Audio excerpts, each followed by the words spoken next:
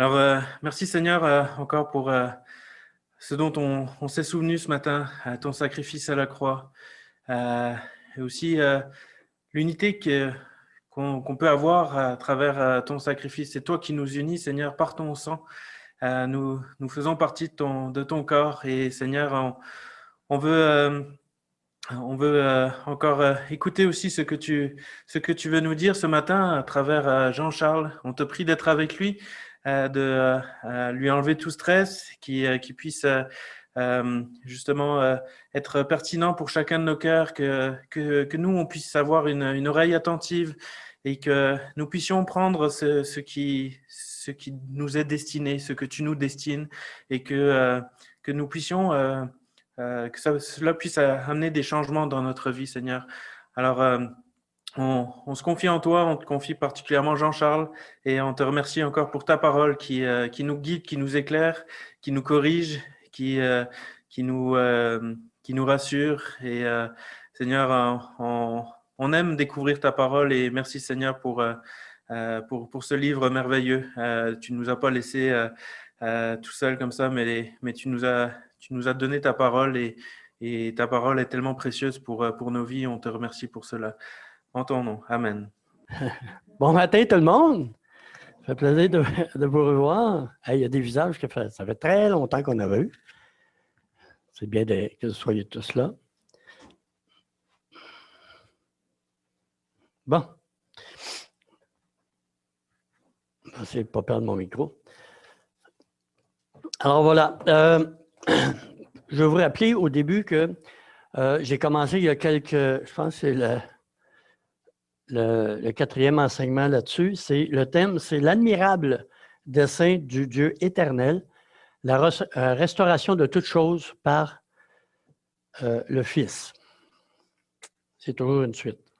Oh, attendez une minute. Voilà. Et le titre ce matin, c'est « Le Fils de Dieu vit des hommes ». Je commencerai par une question. Pourquoi la deuxième personne de la Trinité, Dieu le Fils, est-il venu dans le monde? La parole faite chair, devenant véritablement et totalement humain, en tout conforme à nous, à l'exception du péché. Il est venu donner un exemple de vie, un modèle à suivre. Des gens de toute religion du monde trouvent en Jésus de Nazareth une bonne personne, un modèle à imiter, mort malheureusement en martyr aux mains des méchants. Est-ce que c'est le cas pour nous? Il est vrai que Jésus, dans le temps où il est venu marcher sur la terre d'Israël, a été un modèle de foi et d'obéissance à la parole de son Père. En réalité, toute personne doit être rendue semblable au Fils de Dieu pour plaire à Dieu. Mais est-ce possible, par mes propres efforts, de devenir semblable au Fils de Dieu? J'ai une illustration ici. Quel homme peut changer la couleur de sa peau? Pour ceux qui se souviennent, qui se souvient des films de cow-boys et d'Indiens dans le temps? On était jeunes, hein? C'est dans les années 60. Même en France, ça passait? Oh, excusez. D'accord. Alors, les films de Geronimo. Un peau rouge. Les gens l'appelaient, ou les soldats, les Américains, c'est surtout des Américains, les appelaient les peaux rouges. Puis eux, nous appelaient comment? Visage pâle. Hein? Visage pâle avec à bien se tenir parce que le peau rouge pouvait l'attraper et prendre son scalp. Il aurait été malheureux avec moi. pour ceux qui ne savent pas c'est quoi un scalp, il prenait la tête, les cheveux, puis avec le couteau, il enlevait avec le cuir chevelu. Et voilà. Bon. Oh, un animal peut-il devenir un homme? Ou un oiseau se transformer en cheval? C'est impossible. Alors, nous pouvons appliquer des principes bibliques dans notre vie, imiter Jésus, vivre en chrétien et cependant n'être que religieux. Chercher la spiritualité et pourtant rejeter ce qui en fait la force, ce qui fait la force de la vie spirituelle. Et puis, il y a une chose aussi, le réveil. Tout le monde soupire après un réveil, hein? Plein de gens, puis là, ben, je vois sur Facebook, le réveil s'en vient. Mais le réveil va commencer seulement, je pense, quand il passe seulement par la connaissance de Jésus-Christ. Premièrement, chez les croyants, chez les chrétiens, parce que Jésus, on sait, bon, c'est le Fils de Dieu, il est mort sur la croix, pour le pardon de mes péchés, il est ressuscité des morts. Et après, est-ce qu'on le connaît encore plus profondément? C'est à ça que je vais en venir avec le temps, avec le début des enseignements que j'ai donnés. Aller voir dans l'Ancien Testament des passages qui parlent de la promesse de Dieu à venir qui a été réalisée par la venue de Jésus-Christ. Le connaître afin de le faire connaître. Lisons ensemble, encore une fois, l'Évangile de Jean, les 14 premiers versets. Alors, au commencement était la parole, et la parole était avec Dieu, et la parole était Dieu. Elle est au commencement avec Dieu. Toutes choses ont été faites par elle, et rien de ce qui n'a été fait sans elle. En elle était la vie, et la vie était la lumière des hommes. La lumière luit dans les ténèbres, et les ténèbres ne l'ont point reçue. Il y eut un homme envoyé de Dieu. Son nom était Jean. Jean le baptiseur. C'est Jean-Baptiste, si vous vous souvenez. Il vint pour rendre témoignage à la lumière, afin que tous crussent par lui. C'est le rôle aussi de l'Église de Jésus-Christ, de rendre témoignage à la lumière. Mais faut-il la connaître, la lumière? Il n'était pas... Bon, cette lumière était la véritable lumière qui, en venant dans le monde, éclaire tout homme. Elle était dans le monde et le monde a été fait par elle, et le monde ne l'a point connue. Elle est venue chez les siens et les siens ne l'ont point reçue. Mais à tous ceux qui l'ont reçue, à ceux qui croient en son nom, elle a donné le pouvoir de devenir enfants de Dieu, non fils de Dieu, enfants de Dieu. Il y a une différence. Lesquels sont nés non du sang, ni de la volonté de la chair, ni de la volonté de l'homme, mais de Dieu. Et la parole a été faite chair et a habité parmi nous, pleine de grâce et de vérité, et nous avons contemplé sa gloire, une gloire comme la gloire du Fils unique venu du Père. J'avais commencé la dernière fois avec les quelques versets, les premiers versets. Le verset 4, ça dit « En elle était la vie ». Et la vie est à la lumière des hommes. En elle était la vie. Alors, mon premier point ici, c'est la vie venant dans le monde. Dans le verset 4, il est dit que quand la parole était la vie, je me répète, et nous avons vu la dernière fois que la parole était Dieu. Fait chair, Jésus, le Christ, deuxième personne de la Trinité, il est la source de toute vie dans cette création. Si on revient, on va voir dans les... bon, on ne tournera pas, mais c'est ce que Paul enseigne aux gens d'Athènes dans le chapitre 17 des Actes. Puis on avait vu ça un petit peu la dernière fois aussi, qui, Jésus-Christ préserve aussi, garde le monde tel qu'il est. Mais il est aussi la source de la vie de la nouvelle création. La vie de l'homme, c'est ce qu'il a de plus précieux. Je ne vous apprendrai rien de nouveau, hein, tout le monde le sait. Mais que donnerait un homme en échange de sa vie ou de son âme? Tout son droit à la vie, c'est un don de Dieu. Mais si on regarde autour de nous, avec tout ce qui se passe, le COVID, les tueries, regardez les nouvelles, il y a des tueries, il y a les génocides de peuples. On pense en Syrie, on en pense il y a plusieurs années au Rwanda. Il y a les guerres. Il y a des guerres présentement, puis il y en a qui se préparent. Vous avez vu que les Américains se promènent proche des Russes, puis les Russes, bien, ils veulent descendre à quelque part pour attaquer quelqu'un. Alors, mais pourquoi toutes ces choses-là? Pourquoi ça arrive?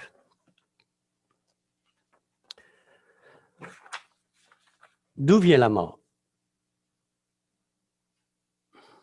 La mort physique. On retourne dans la Genèse. C'est le fondement, c'est là ce qui vient. Genèse 2, 15 à 17. L'Éternel Dieu prit l'homme et le plaça dans le jardin d'Éden pour le cultiver, pour le garder et pour le garder. L'Éternel Dieu donna cet ordre à l'homme: tu pourras manger de tous les arbres du jardin, mais tu ne mangeras pas de l'arbre de la connaissance du bien et du mal, car le jour où tu en mangeras, tu mourras. La mort physique. Chapitre 3, verset 19, ça dit: c'est à la sueur de ton visage que tu mangeras du pain, jusqu'à ce que tu retournes à la terre d'où tu as été pris, car tu es poussière et tu retourneras poussière.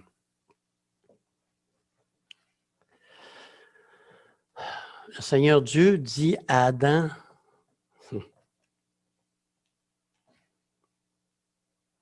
qu'il est poussière. Mais remarquez, vous avez sûrement remarqué, en passant, combien l'homme a toujours été arrogant envers Dieu, s'imaginant être Dieu. Il y a des dictateurs aujourd'hui. Il y en a un surtout qu'on connaît un petit peu, on ne le connaît pas, mais avec les médias, en Corée du Nord. C'est un dictateur qui se prend pour Dieu. Puis, ce n'est pas le seul. Il y en a eu plusieurs, puis il va en avoir encore. Mais avec arrogance. Puis nous aussi, des fois, quelquefois, de la manière que nous, on vit, nous, on connaît, on connaît Jésus. Écoutez, je parle par expérience, là, aussi. On est quelquefois arrogant dans notre marche avec Dieu, dans notre vie personnelle. On laisse Dieu de côté, puis on oublie que nous sommes que poussière. Et qu'est-ce que vous faites quand vous avez de la poussière sur votre bureau ou à quelque part sur votre livre? C'est rien. Mais Dieu nous permet, Dieu a créé l'homme avec de l'argile et puis il a soufflé dans ses narines. Puis c'est pas grand-chose. Il a juste enlevé le souffle dans les narines de l'homme. Et qu'est-ce qui arrive avec l'homme? Ben, il devient poussière.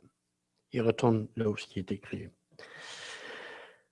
Pierre dit que toute chair est comme l'herbe et toute sa gloire est comme la fleur de l'herbe.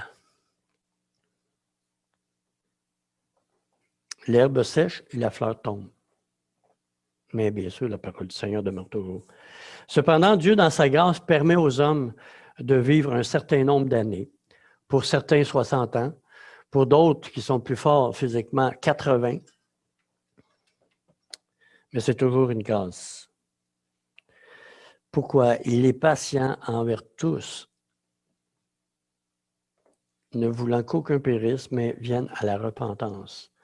Dieu est gracieux, toujours, a toujours été gracieux. Et puis, il est encore. Puis, Dieu permet que les gens vivent plus longtemps. Puis, chaque jour, chaque matin se renouvelle, le soleil vient. Dieu a créé toutes ces choses-là. Le message de l'Évangile, de la bonne nouvelle, a été annoncé depuis la Pentecôte jusqu'à maintenant. Et puis, même, il va être annoncé encore après l'enlèvement de l'Église. Et puis, même encore pendant la grande tribulation où Dieu va encore envoyer des messagers. Puis même, c'est écrit qu'un ange ou des anges vont crier dans le ciel l'Évangile, la bonne nouvelle. Sauvez-vous de cette génération perverse. Ça, c'était la mort physique. La mort spirituelle qui suit. Genèse 3, 23 et 24. L'Éternel Dieu chassa du jardin d'Éden Adam pour qu'il cultive la terre d'où il a été pris. C'est ainsi qu'il chassa, 24a, il chassa Adam. Imaginez, Adam. Normalement, naturellement, Dieu a créé Adam pour vivre éternellement. Puis le jardin de Dieu, vous savez qu'est-ce que c'est le jardin de Dieu? Le jardin d'Éden, c'est le paradis de Dieu. Alors, Adam était dans le paradis de Dieu, il a été chassé parce qu'il a désobéi, et la séparation d'avec Dieu, c'est la mort spirituelle. Mais imaginez, Adam, quelle tristesse, tous les jours de sa vie, il gratte le sol, cultive la terre, gratte la terre, puis il se dit en lui-même, moi je viens de là, puis je vais y retourner. Tout le temps. Puis on est tous comme ça. Vous pouvez imaginer le remords, le regret qu'il doit avoir eu cet homme-là, puis sa femme aussi, bien sûr. Regretter toute sa vie. Puis, pendant 900 quelques années.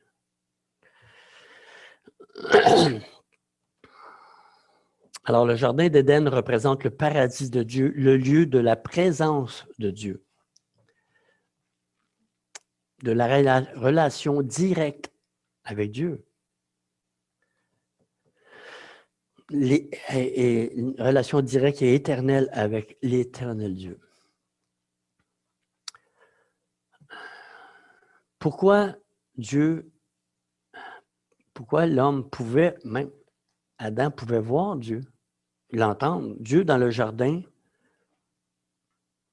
le matin, il est dit qu'il se promenait dans le jardin, puis qu'il appelle Adam. Il y avait une relation avec. Est-ce que Adam pouvait voir Dieu? En réalité, non, mais ça devait être une théophanie de Dieu. Mais il pouvait le voir, pourquoi? Pourquoi nous, on ne peut pas le voir? À cause du péché. Mais lui, il avait une relation avec Dieu parce que le péché n'était pas entré dans le monde. C'est ce que je crois, en tout cas, je pense. Alors, il a été chassé, séparé de la présence de Dieu. C'est la mort spirituelle et c'est ce que tous les descendants d'Adam ont hérité. Nous avons hérité la mort physique qui vient d'Adam et la mort spirituelle, toujours la séparation d'avec Dieu. C'est pourquoi, comme par un seul homme, le péché est entré dans le monde et par le péché la mort, et qu'ainsi la mort s'est étendue à tous les hommes parce que tous ont péché, séparés de Dieu. Puis j'ai eu une pensée, une réflexion là-dessus. À un moment donné, quand il dit qu'il y avait une relation directe avec le jardin de Dieu, le jardin d'Éden, c'est le paradis de Dieu. Alors, qu'est-ce que Jésus a dit aux brigands sur la croix?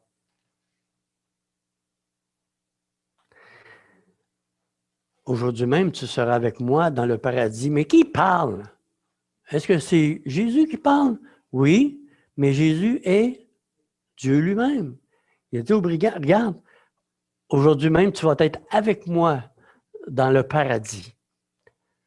Dans le paradis de Dieu, dans la présence de l'éternel Dieu, dans une relation éternelle avec lui. Ça ne vous tente pas? Mhm. Alors, il y a donc la vie physique et la mort physique qui suit, c'est sûr, et la vie spirituelle, éternelle. C'est ce que Jésus dit à Nicodème. Dans Jean 3, verset 5 et le verset 36 aussi après, Jésus répondit, en vérité, je te le dis, si un homme ne naît d'eau et d'esprit, il ne peut entrer dans le royaume de Dieu. Celui qui croit au Fils a la vie éternelle. Verset 36. Celui qui ne croit pas au Fils ne verra point la vie, mais la colère de Dieu demeure sur lui.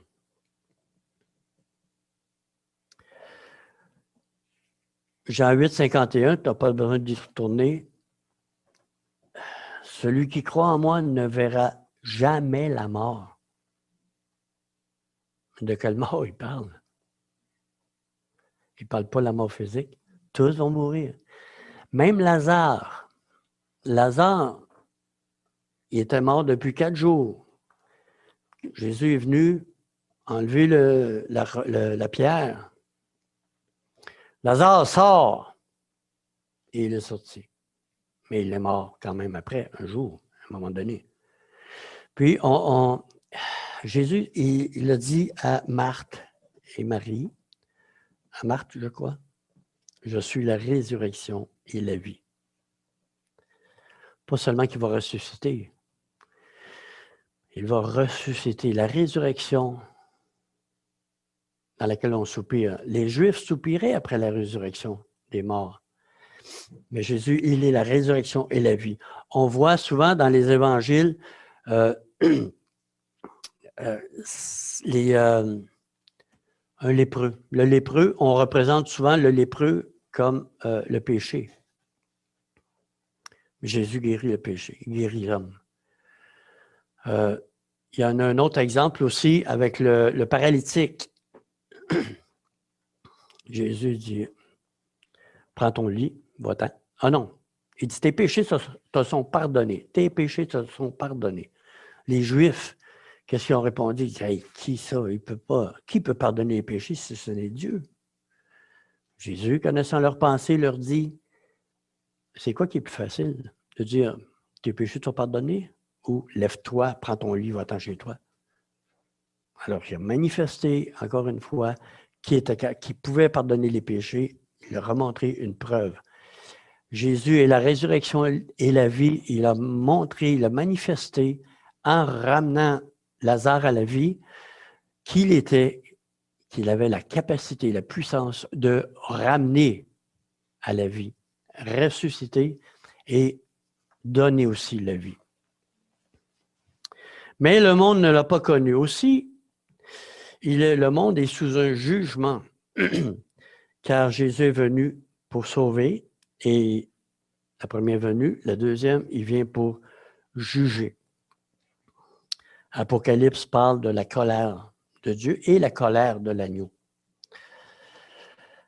Deuxième point, Jésus-Christ vit des hommes dans la nouvelle création.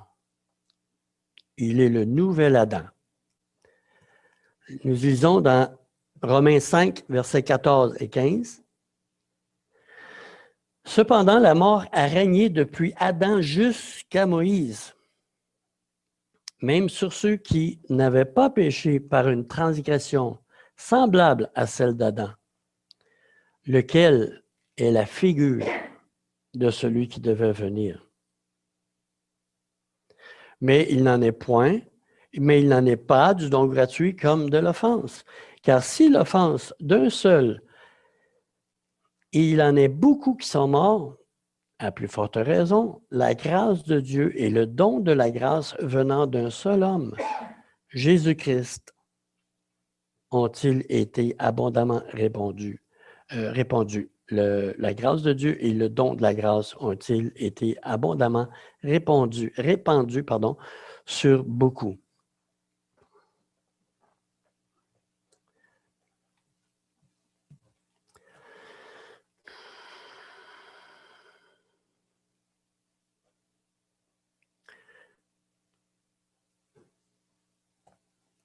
Jésus, sur la croix, Jésus n'est pas, il est mort sur la croix pour le pardon de nos péchés, puis il est ressuscité pour notre justification. Mais Dieu avait encore plus que ça pour l'être humain. Mais à tous ceux qui l'ont reçu, à ceux qui croient en son nom, elle a donné le pouvoir de devenir enfants de Dieu. Nous qui étions tous enfants d'Adam.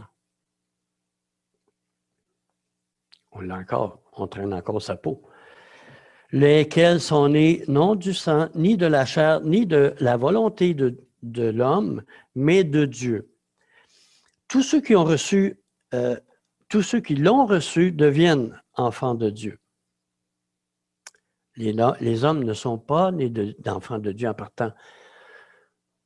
Tous les êtres humains sont, par la création, enfants du Créateur. Mais ne sont pas tous enfants de Dieu. Nous sommes enfants d'Adam. Mais on peut le devenir en recevant le cadeau de la nouvelle naissance. Né d'un autre. Par la foi en son Fils unique, son unique Fils, Jésus-Christ. Le premier homme est devenu un être vivant. Le dernier homme, un esprit vivifiant. Le premier homme a été fait à l'image de Dieu, mais avec de l'argile, et il a reçu le souffle de Dieu qui lui a donné la vie, le mouvement et l'être. À cause du péché, il devient mort, il meurt. Mais le dernier Adam, Jésus-Christ, le Fils, l'unique Fils de Dieu, est devenu un esprit vivifiant. Tous ceux qui l'ont reçu deviennent enfants de Dieu et reçoivent non seulement un souffle, mais le Saint-Esprit qui communique la vie de Dieu. Il nous communique la vie de Dieu. Il nous communique sa propre vie, le Seigneur Jésus. Sur la croix, Adam, le premier homme, est mort et tous ses descendants sur la croix. Quand Christ a été crucifié, Adam et tous les descendants ont été crucifiés avec lui. Il n'a pas seulement pris nos péchés sur lui, il a pris toute l'humanité créée en Adam. Alors, Adam, il est mort sur la croix. Christ, Adam, c'était le premier homme. Christ, c'est le dernier Adam. Le dernier Adam avec toute l'humanité, tous les descendants. Adam lui-même a été crucifié à la croix. Adam fait partie de l'ancienne création. À la résurrection, un seul est revenu à la vie. Un seul est revenu à la vie, le premier-né de toute la création. Si vous vous souvenez, Colossiens 1, verset 15, Jésus est le premier-né de toute, en fait, la nouvelle création. C'est en ce sens-là que Paul dit qu'il est né le premier-né, de toute la création. J'aimerais lire avec vous 2 Corinthiens, chapitre 5.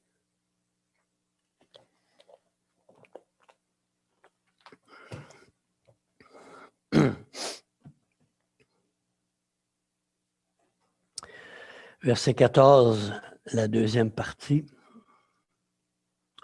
ou le 14 au complet. « Car l'amour de Christ nous presse, parce que nous estimons que si un seul est mort pour tous, tous donc sont morts. Un seul est mort pour tous, tous donc sont morts. Et qu'il est mort pour tous afin que ceux qui vivent ne vivent plus pour eux-mêmes, mais pour celui qui est mort et ressuscité pour eux. Ainsi donc, maintenant, nous ne connaissons personne selon la chair, et si nous avons connu Christ autrefois selon la chair, maintenant nous ne le connaissons plus de cette manière. Si quelqu'un est en Christ, il est une nouvelle créature. Les choses anciennes sont passées, voici toutes choses sont devenues nouvelles.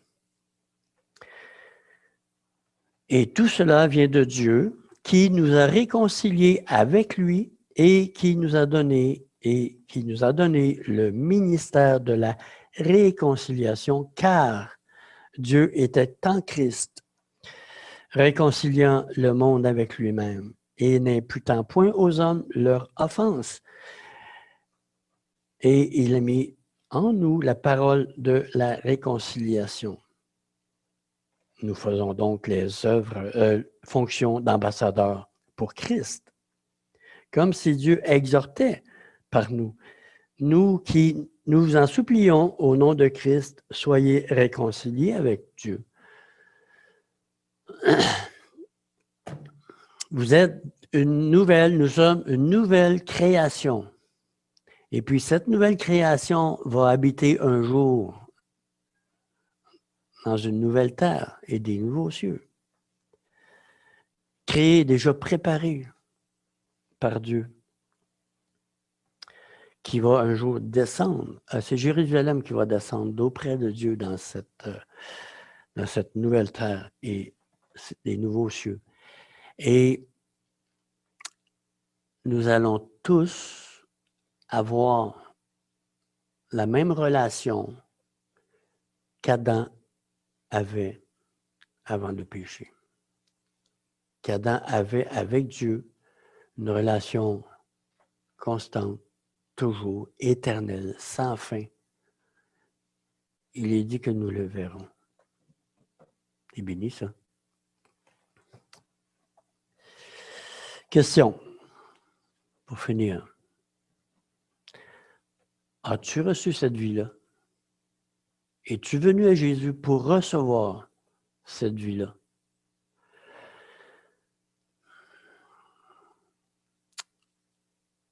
On dit souvent, accepter Jésus comme son sauveur, c'est sûr. Recevoir Jésus, bien sûr. Donner sa vie à Jésus. Personnellement, je crois que tu reçois Jésus en premier dans ta vie et puis ensuite, tu lui donnes ta vie. Tu ne peux pas donner ta vie à Jésus parce que il a fallu qu'il meure pour ta vie. Parce qu'elle ne valait pas grand-chose. Il est dit dans Éphésiens, nous étions morts dans nos offenses et dans nos péchés. Mais Dieu, qui est riche en miséricorde, nous a fait grâce en Jésus-Christ. Je vais terminer avec ceci. Il est raconté qu'un jour, Jacob Ludwig Bartholdy, c'est un musicien, quelqu'un, on ne doit pas le connaître. Moi, je ne le connais pas, je ne sais pas c'est qui. Sauf qu'il est mieux connu sous le nom de Félix Mendelssohn. Là, on le connaît. Et puis, il y a même un chant qu'on chante dans Célébrons Dieu qui a une de ses mélodies. Félix Mendelssohn entra un jour dans une chapelle. Et le pianiste jouait une de ses compositions. Peut-être celle qu'on chante des fois. Monsieur, je vois que vous avez de la difficulté à jouer cette musique. Puis-je vous aider? Monsieur Mendelssohn demande. Non, répondit le pianiste. Je vais y arriver.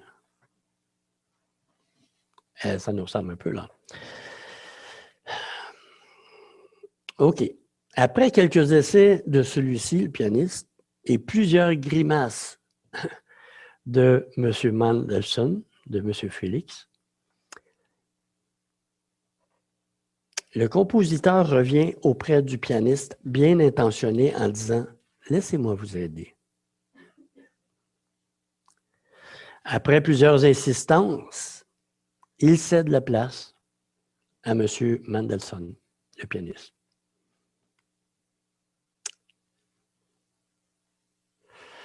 M. Mendelssohn se met à jouer. Le monsieur lui dit « Vous êtes qui, vous? »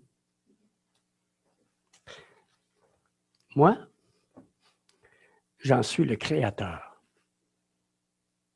Et vous? Et nous?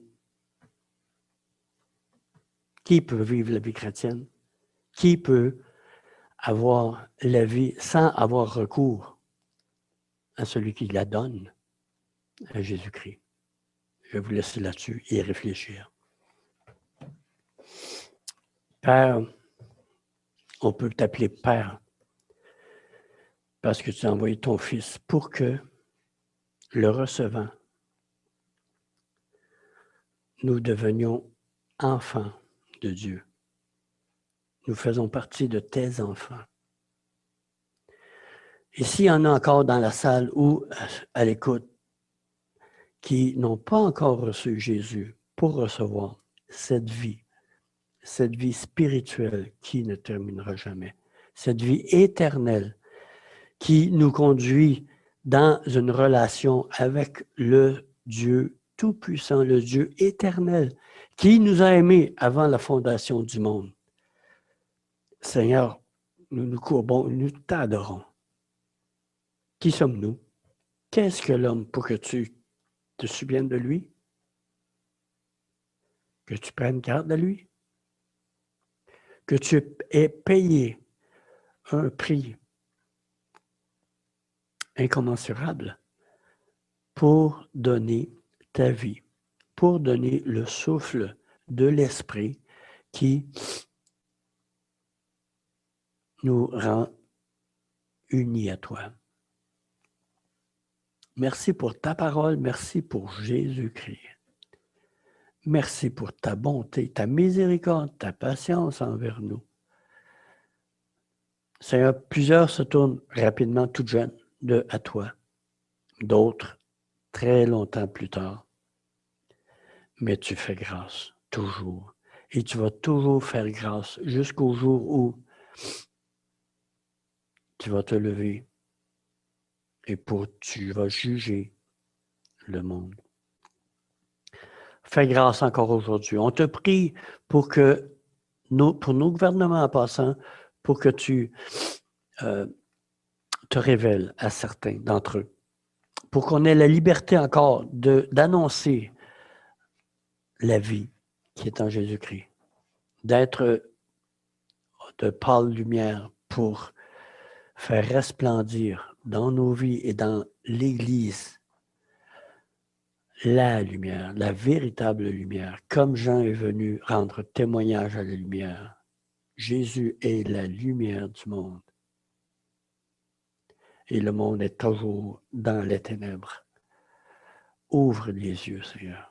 Ouvre les yeux de toute personne dans les nations. Sauve encore, s'il te plaît. Père, en Jésus. Amen.